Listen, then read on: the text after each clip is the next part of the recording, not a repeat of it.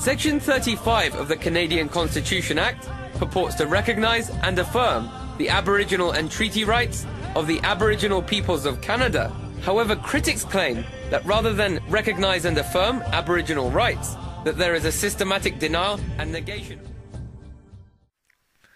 Section 35 of the Constitution Act is a section that recognizes and states Aboriginal rights. In the early 1980s, the Canadian government, while redrafting the Act, had not planned to include Aboriginal rights so broadly. Early drafts and discussions did not include or recognize the existing rights, but the Aboriginal people had successfully fought to have their rights protected. Aboriginal rights have existed before Section 35. Section 35 of the Constitution Act states, 1. The existing Aboriginal and treaty rights of the Aboriginal peoples of Canada are recognized and affirmed. 2.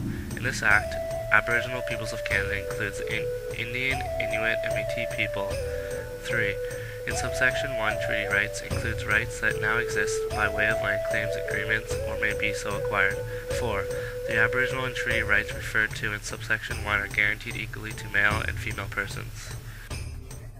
Aboriginal rights have been understood to include a range of cultural, social, political, and economic rights, including the right to land, to fish, to hunt, to practice one's own culture, and to make treaties. Any Aboriginal rights that had been extinguished by treaty or other legal processes before the Act was created no longer existed and are not protected under the Constitution.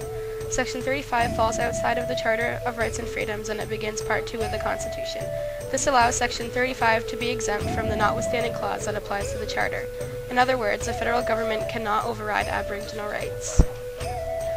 When Prime Minister Trudeau was proposing Section 35 of the Constitution Act, the Aboriginals had not been involved or consulted, and there was little reference to Aboriginal rights.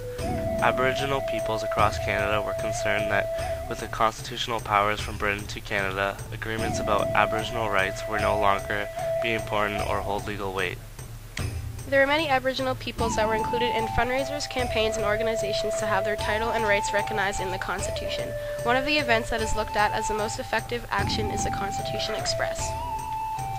It took 2 years for the British Parliament and Canadian government to agree to include Aboriginal rights in the Constitution. Because of the strong fight for recognition by Canada's Aboriginal peoples, Section 35 was added to the Constitution in time to be formally patriated in 1990.